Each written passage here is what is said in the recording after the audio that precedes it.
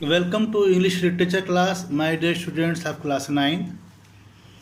You please open page number 55 of the chapter A Horse and Two Goats, chapter number 3 by R.K. Narayan. Page number 55. Only on the outskirts, the last paragraph at page number 55. Only on the outskirts did he lift his head and look up. Outskirts, only on the outskirts, out of the village. He went out of the village and lift his head and look up. He urged and bullied the goats until they mindered to turn along to the foot of the horse statue on the edge of the village. He urged and bullied the goats until they turned along to the foot of the horse statue on the edge of the village. He sat on its pedestal, the pedestal of the statue, for the rest of the day. The advantage of this was that he could watch the highway from the pedestal. He could watch the highway and see the lorries and buses pass through to the hills. And it gave him a sense of belonging to a larger world. As he lived in a very tiny, the tiniest village, how the world is too big. The world is too big, it seemed to him while sitting on the pedestal of the horse. The pedestal of the statue was broad enough for him to move around as the sun traveled up and westward. Or he could also crouch under the belly of the horse for shade.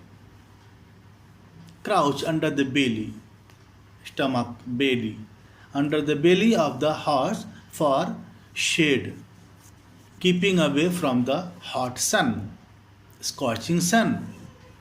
The horse was now the appearance of the horse, the features of the horse. Now you will study here in this paragraph. The horse was nearly life size, big, life size, as you see a horse, molded out of clay, made of clay, baked, burnt, and brightly colored, and reared its head proudly. Reared its head proudly, prancing to spring forward on its hind legs, back legs, hind, to spring forward on its hind leg, prancing its forelegs in the air and flourishing its tail in a loop, curved. Beside the horse stood a warrior with sheath like an instrument, an instrument for cutting grass, mowing grass. Sheath like an instrument for mowing grass. Mustachios, bulging eyes, an aquiline nose, hooked, bent like eagle, aquiline nose. The horse itself was said to have been as white as a dhobi washed sheet, pure white, and had on its back a cover of pure brocade of red and black lace, matching the multicolored sash cloth for sash, cloth to for waist, cloth for waist designed sash around the waist of the warrior. But none in the village remembered the splendor, as no one noticed its existence. No one cared about the horse and warrior. Even Muni, who spent all his waking hours at its foot, never bothered to look up about the warrior, about the size, color of the horse, and about the warrior. It was untouched even by the young Vandals of the village. Vandals, destroyer of public property. Young Vandals of the village who gashed a deep cut tree trunk with knives and tried to push milestone and inscribed rude designs on all walls.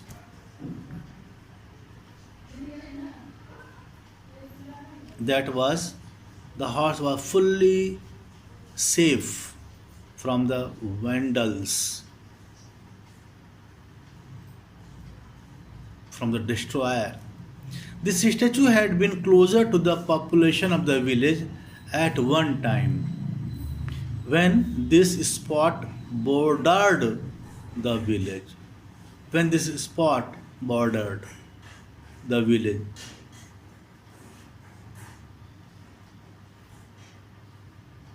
Muni sat at the foot of the statue, watching his two goats graze in the arid soil, very dry, arid soil, among the cactus and lantana bushes. He looked at the sun. It had tilted westward, no doubt, but it was not the time yet to go back home. It was 4 o'clock, 5 o'clock, tilted towards westward, but it was not the evening time, as his wife said to him to come back in the evening. If he went too early, his wife would have no food for him. Also, he must give her time to cool off her temper. He must give her time to cool off her temper and feel sympathetic. And then she would scrounge to collect and manage to get some food. He noticed now a new sort of vehicle coming down at full speed. The story changed here. There is twist in the story. He noticed now a new type of vehicle coming down at full speed. It looked like both a motor car and a bus. He used to be intrigued, aroused interest by the novelty of such spectacles, such type of sight. That was new for him. But of late, work was going on at the source of the river, on the mountain, and assortment. Assortment means a collection of different things, of people and traffic, went past him. And he took it all casually. Casually means here happening by chance, carelessly. Casually, and described to his wife. He took it all, what he used to see on the highway, and described to his wife. Later in the day, everything he saw. Today, while he observed the yellow vehicle coming down, he was wondering how to describe it later to his wife when it sputtered He was thinking how uh, he when he would go to his home, how would he describe the motor car to his wife. Suddenly it sputtered means produced explosive sound and stopped in front of him. The motor stopped in front of him. A red-faced foreigner who had been driving it got down and went around it, stooping doorstep to bend, stooping, looking and poking to touch under the vehicle. After getting down, he bent down, looked something, touched something under the vehicle. Then he straightened himself up, looked at the dashboard, of the car, motor bus, a panel under the windscreen of a car. Dashboard, stared in Muni's direction and approached him, went to him.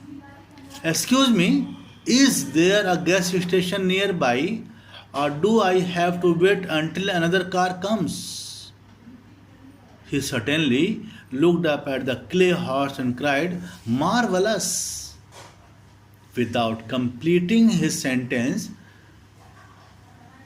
Muni felt he should get up and run away. Without completing his sentence, he said, "Marvelous." The red-faced man appreciated, adored the horse, the statue of the horse. Muni felt he should get up and run away and cursed his age, as he was 70 years old, near about. So he was unable to run. He could not readily put his limbs into action. He could not run immediately as he wanted. And what happened after that, you will study in my next video. Thank you so much, students.